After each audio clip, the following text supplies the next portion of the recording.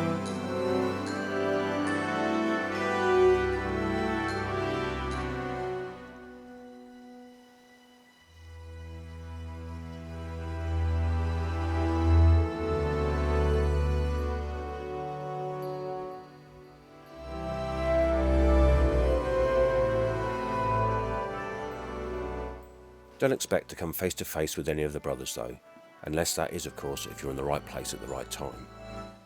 It's not a silent order, but they do value quietness, so just bear this in mind when you visit.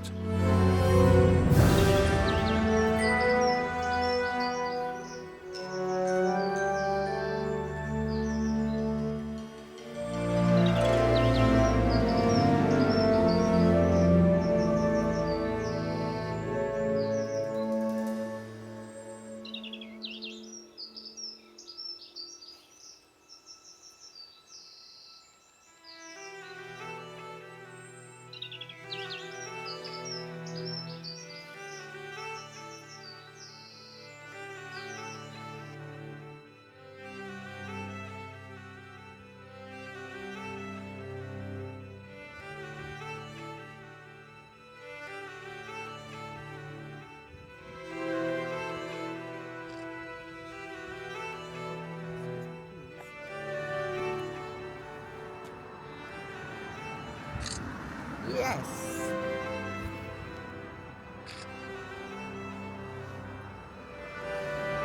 I wouldn't have thought of that. No, don't you think? Our first windless sunny beach Yes. in a week Well, in Scotland, relatively we think. windless. Don't know, maybe, Haven't got maybe there not. yet. We'll see. Don't get too excited.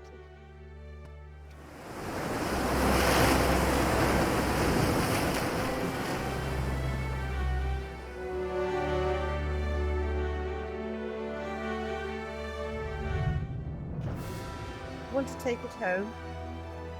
Put it in a flower arrangement. Things dangling off of it.